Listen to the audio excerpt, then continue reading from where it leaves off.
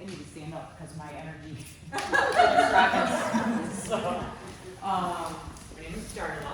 I'm a psychologist. I specialize in sports psychology, and I really I practice everything that I preach, and I practice it well before I ever try to preach it. So I think my entire life has been one big experiment in sports psychology scenarios.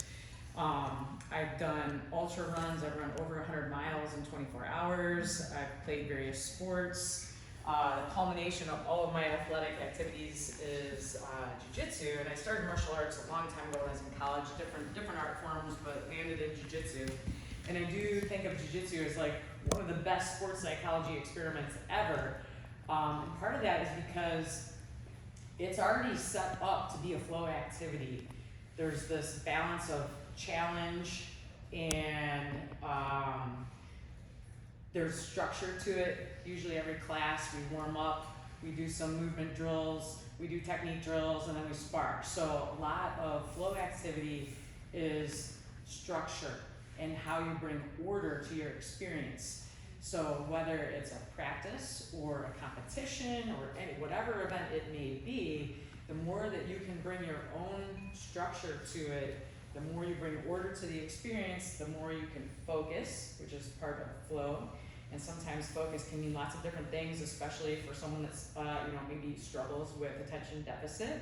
Focus can make it much harder to access a flow state. Or if someone experiences a lot of anxiety naturally, there's state and trait anxiety, there's different ways to experience anxiety. So for some people, when they approach competition, they're already gonna have a little bit more challenge in managing their energy, coming up with a structure that's gonna put them in the state of flow where they can have not only their best performance, but the key of all of this is your best experience, enjoyable experience. So what I mean by that is, I think people very often get hooked on doing their best, winning, and they can be very goal-minded and they can do all the right things, but they can take it to an extreme where it's no longer enjoyable. And if you're not enjoying what you're doing, you are not going to access a flow state. There has to be joy that's a part of it. And we know that from all kinds of research, humans are wired to be driven towards development, and satisfaction comes with working towards something. It's not the accomplishment. The day after the tournament, when you did all the things and woo, maybe even won the gold medal, then there's that feeling like, well, okay, what's next? So it's the working towards something that's very meaningful to you that also not only is about enjoyable experience, but also is a setup for flow. So with that said, there are three things, I think, simply that you could start incorporating right away. Flow is not necessarily something you can control.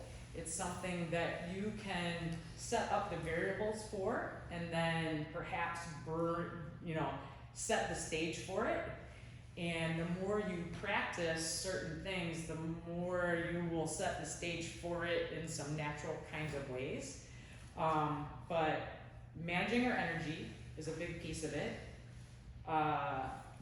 Managing your self-talk is a big piece of it, and those are related. And then having very specific goals for your performance. So let's look at like a competition setting. If a competition is coming up and I know that I'm already feeling nervous just thinking about I just signed my waiver for BJJ and I just put myself in my division and I'm already freaking out, I definitely have some work to do. So managing energy. Some people perform really well at a higher level of energy. Some people need to bring the energy down. And this is called an individual zone of performance. There's different terminologies for it.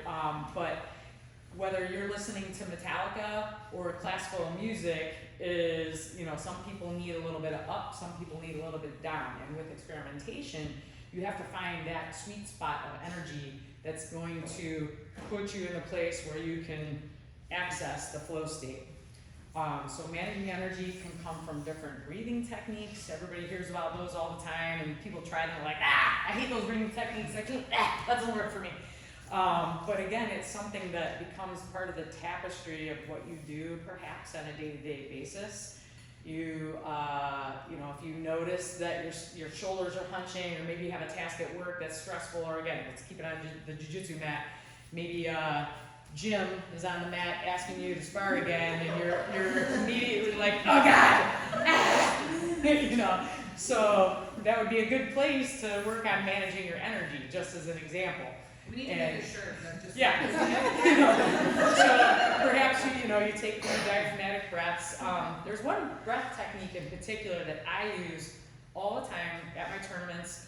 When I'm in the bullpen waiting to go mat side for IBJJ tournaments, I do it in the bullpen, and I most definitely do it once I get out there and it's, the referee's there, we're in our corners, and usually there's time enough while we're waiting for the match ahead to finish. But I would like to share this with you because I think it's a fantastic, quick breathing technique that can help you kind of hone in, get your focus, manage your energy in a short amount of time.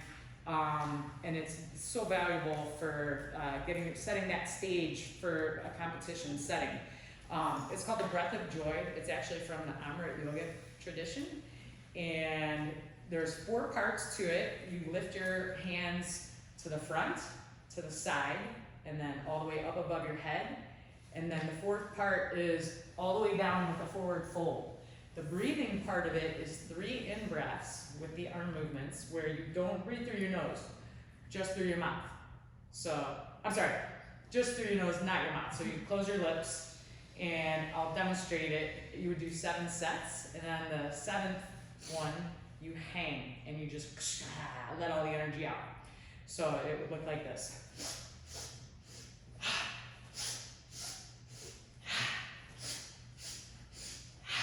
And I'll just do 3 so you get the idea. But if you ever look at any of the flow grappling video footage, you might see me on the side because it's a ritual, and that's another aspect of flow, is like the more you incorporate rituals to bring order to your experience, the more you're managing your energy and the more you're preparing yourself to be in that zone, in that flow state. So that's a breath technique. Perhaps we can do it at the end. I don't want to kill some time with it. And you can come up with anything that works for you. And that's the part of this, is the experimentation of finding the right things that work for you. So managing energy, big. Breathing techniques can be a part of that. Pre-performance rituals can be a part of that. I paint my big toenails a different color before every tournament because it's my dragon toenail, and I associate with the mythology of the dragon energy when I compete. On the practice mats, it's more about otter energy. So I have my dragon toenails before a competition, and every competition the night before, it's a ritual. It helps me start focusing my energy, and I'm getting ready. So lots of different creative ways that you can play with rituals, managing energy. The self-talk piece is huge. So we all have that running commentary all day long. I'm sure many of you have already played with it, maybe you already noticed it. But really being aware of how you talk to yourself, and especially coming up to a competition, when you notice and you're mindful of that dialogue, you are ready to go with statements that are helpful rather than unhelpful. And it's not positive and negative. Ideally, all of your statements could be viewed just as neutral, but that's like a whole other philosophical, probably kind of discussion and argument about that. But the idea is helpful thoughts. So if you're coming up to a competition, you're like, oh God, what if I don't my weight? Oh, I'm gonna go against that girl again. She pulls guard every time she sticks her foot on my hip, and what am I gonna do? Oh, so you could have all of this running commentary. Some of it, of course, is gonna be technique, preparation, and you're ready to go with your game plan. But when you are having unhelpful thoughts, whatever it is. What if I mess up? What if my coach takes my belt away? What if, all these various thoughts, you're gonna notice that, and you're gonna pause, and you're gonna have a mantra, which means mind protection, and you just have a phrase, maybe 1 or 2 phrases that you keep switching to manage the self-talk. That is huge in terms of Managing your energy in such a way that you can access a flow state. Self-talk, huge.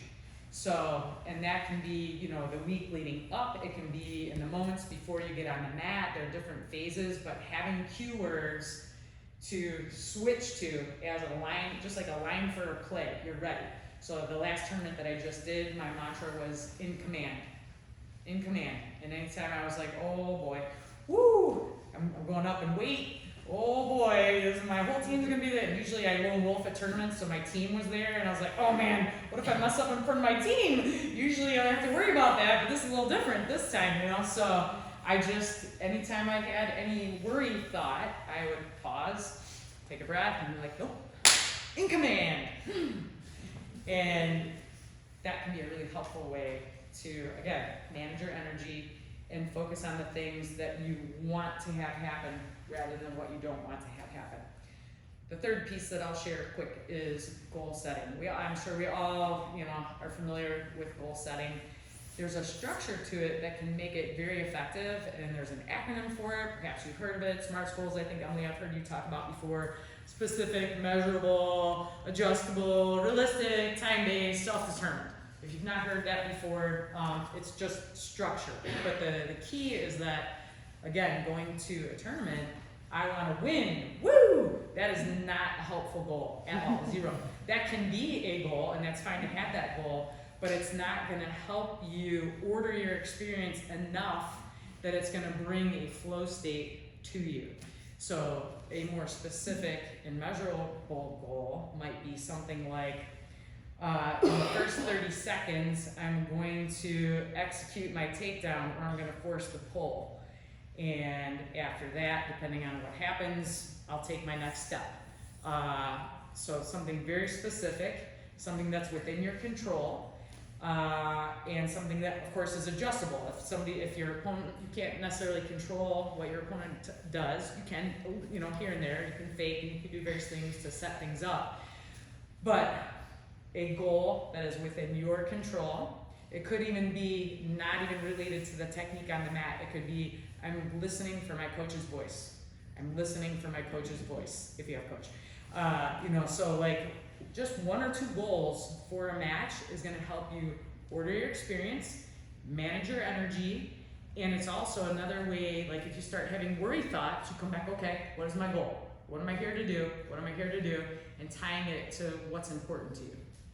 So goals can be the week before, it could be the month before, it could be the night before, the day of. You can have different goals, but they all should be tied to why are you doing it, and you should know your why. If you're going to a competition and it's because somebody's making you do it, amen, you're not likely going to have an enjoyable experience, certainly not a peak performance, and certainly not going to be in the flow.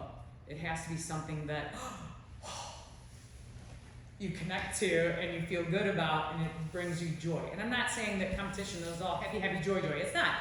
But knowing why you're doing it, and if I'm doing this, like for me, I love to compete because I always get a magic dose of improvement after. It doesn't matter what happened on the tournament mats. When I get back to my home gym, I feel the difference when I go back to training with my teammates.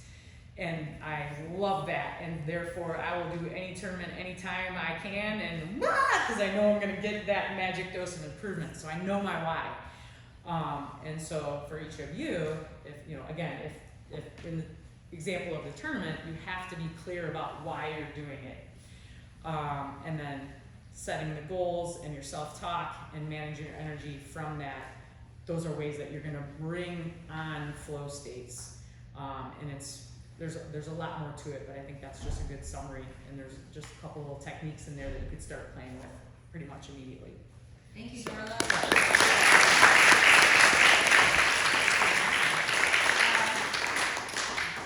So key what she was saying, like you cannot actually achieve an optimal state if it is not an intrinsic goal or mindset. You can't be